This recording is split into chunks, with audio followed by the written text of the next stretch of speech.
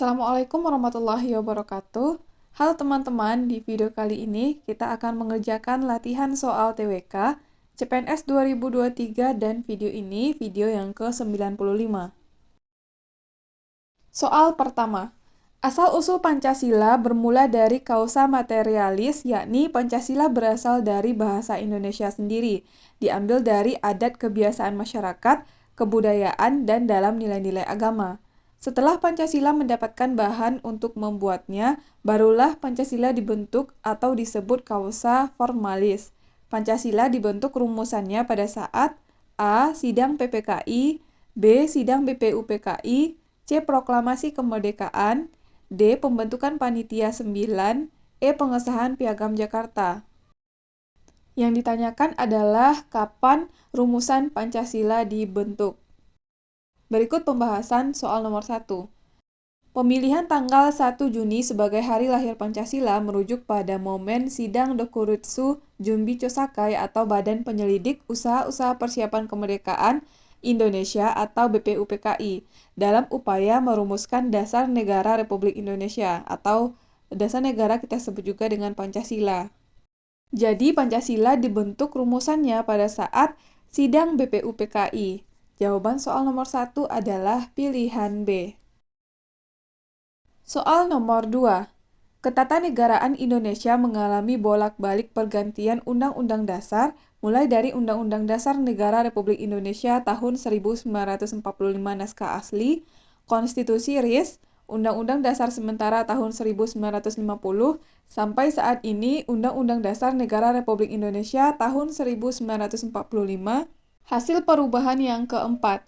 Ini semua merupakan rentetan peristiwa sejarah ketatanegaraan Republik Indonesia. Salah satu peristiwa yang menarik adalah dibentuknya Badan Konstituante pada saat masa Undang-Undang Dasar Sementara tahun 1950. Sampai akhirnya dikeluarkan sebuah dekret presiden. Yang melatar belakangi dikeluarkannya dekret presiden adalah A. Karena kebiasaan presiden untuk mengeluarkan perintah, B. Dekret merupakan aturan yang dapat memberikan kenyamanan bagi warga negaranya. C. Dekret dikeluarkan untuk memberikan ketenangan bagi warga negaranya. D. Kondisi sosial politik yang ada pada saat itu dan memungkinkan presiden mengeluarkan dekret. E. Ketidakmampuan Badan Konstituante dalam merumuskan Undang-Undang Dasar yang baru. Yang ditanyakan pada soal nomor 2 adalah yang melatar belakangi dikeluarkannya dekret presiden. Berikut pembahasan soal nomor 2. Dekret Presiden 1959 dilatar belakangi oleh kegagalan Badan Konstituante untuk menetapkan Undang-Undang Dasar baru sebagai pengganti Undang-Undang Dasar Sementara 1950. Anggota Konstituante mulai bersidang pada 10 November 1956, tetapi pada kenyataannya hingga tahun 1958 belum berhasil merumuskan Undang-Undang Dasar yang diharapkan. Jadi itulah yang melatar belakangi dikeluarkannya dekret presiden, yaitu ketidakmampuan Badan Konstituante dalam merumuskan Undang-Undang Dasar yang baru. Jawaban soal nomor 2 adalah pilihan E. Soal nomor 3. Indonesia adalah bangsa yang masyarakatnya majemuk karena memiliki latar belakang yang berbeda-beda. Perbedaan ini bukan hanya pada suku atau etnis saja, melainkan juga bahasa, agama, budaya, adat istiadat, dan lain sebagainya. Sikap bersatu dalam keberagaman sangat penting, sebab A. Dengan bersatu maka kita bisa menghimpun kekuatan untuk melawan penjajah dan negara pun bisa mewujudkan cita-cita bangsa, yakni kesejahteraan umum. B. Dengan bersatu maka kita menghindari serangan perang dunia dan negara pun bisa mewujudkan cita-cita bangsa, yakni kesejahteraan umum. C. Dengan bersatu maka kita bisa menghimpun kekuatan untuk melawan penjajah dan negara pun bisa memiliki satu kebudayaan bangsanya. D. Dengan bersatu maka kita bisa hidup harmonis dalam kerukunan, jauh dari konflik dan perpecahan, dan negara pun bisa menghindari konflik internasional. E. Dengan bersatu maka kita bisa hidup harmonis dalam kerukunan, jauh dari konflik dan perpecahan, dan negara pun bisa mewujudkan cita-cita bangsa, yakni kesejahteraan umum. Di sini yang ditanyakan adalah Sikap bersatu dalam keberagaman sangat penting sebab atau apa yang menyebabkan sikap bersatu dalam keberagaman sangat penting. Dari kelima pilihan ini, walaupun pilihannya atau jawabannya mirip-mirip, tetapi yang lebih tepat di antara kelima pilihan adalah pilihan E, yaitu negara bersatu, maka kita bisa hidup harmonis dalam kerukunan, jauh dari konflik dan perpecahan, dan negara pun bisa mewujudkan cita-cita bangsa, yakni kesejahteraan umum. Jadi soal nomor 3 jawabannya adalah pilihan E. Soal nomor 4. Sumpah Pemuda adalah salah satu tonggak utama dalam sejarah pergerakan kemerdekaan Indonesia. Ikrar ini dianggap sebagai kristalisasi semangat untuk menegaskan cita-cita berdirinya negara Indonesia. Sumpah Pemuda merupakan salah satu bentuk komitmen kebangsaan Indonesia. Makna komitmen kebangsaan yang tercermin dalam Sumpah Pemuda adalah A. Menyatukan beragam pandangan untuk satu tujuan Indonesia. B. Ikut serta mewujudkan bangsa yang maju dan mandiri. C. Mendukung dan berupaya secara aktif dalam mencapai cita-cita bangsa. D. Mengembangkan persatuan Indonesia demi mempertahankan azas Bhinneka Tunggal Ika. E. Menempatkan kepentingan dan keselamatan bangsa di atas kepentingan pribadi atau golongan. Yang ditanyakan adalah makna komitmen kebangsaan yang tercermin dalam Sumpah Pemuda. Nah, karena Sumpah Pemuda berkaitan dengan persatuan dan kesatuan dan juga keberagaman, adanya keberagaman, maka jawaban untuk soal nomor 4 adalah pilihan D, yaitu mengembangkan persatuan Indonesia demi mempertahankan azas Bhinneka Tunggal Ika. Jadi, makna komitmen kebangsaan yang tercermin dalam Sumpah Pemuda adalah mengembangkan persatuan Indonesia demi mempertahankan azas Bhinneka Tunggal Ika. Jawaban soal nomor 4 adalah pilihan D. Soal nomor 5. Semangat nasionalisme kaum terpelajar dalam membangun pendidikan skala nasional pada masa pergerakan kemerdekaan didasarkan atas fakta bahwa A. Pendidikan kolonial tidak bergantung pada masyarakat pribumi. B. Lulusan pendidikan tidak dapat diprediksi. C. Pendidikan mampu meningkatkan bangsa Indonesia di diplomasi global. D. Masyarakat pribumi belum tertarik terhadap pendidikan. E. Kolonial Belanda membatasi kesempatan pribumi untuk terpelajar.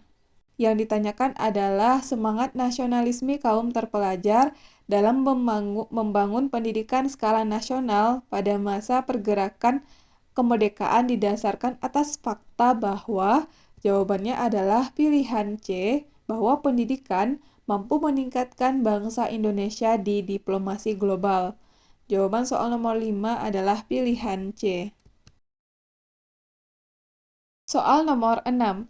Kesadaran bela negara menjadi modal dasar sekaligus kekuatan bangsa dalam rangka menjaga keutuhan, kedaulatan, serta kelangsungan hidup bangsa dan negara Indonesia. Untuk turut menjaga keutuhan NKRI diperlukan sikap cinta tanah air, rela berkorban, serta membina persatuan dan kesatuan. Berikut ini contoh sikap rela berkorban adalah A. Rajin belajar guna menguasai ilmu pengetahuan untuk diabdikan kepada negara. B. Menerima teman tanpa mempertimbangkan perbedaan suku, agama, maupun bahasa. C. Menjalin persahabatan antar suku bangsa. D. Membantu ketika ada tetangga yang mengalami musibah. E. Menyelenggarakan kerjasama antar daerah. Yang ditanyakan adalah contoh sikap rela berkorban. Di antara kelima pilihan yang merupakan sikap rela berkorban adalah pilihan D, yaitu membantu ketika ada tetangga yang mengalami musibah. Soal nomor 6 jawabannya adalah pilihan D. Soal nomor 7. Sebagai salah seorang penerima beasiswa LPDP, Melody berkesempatan untuk menempuh studi magister di luar negeri, tepatnya Columbia University.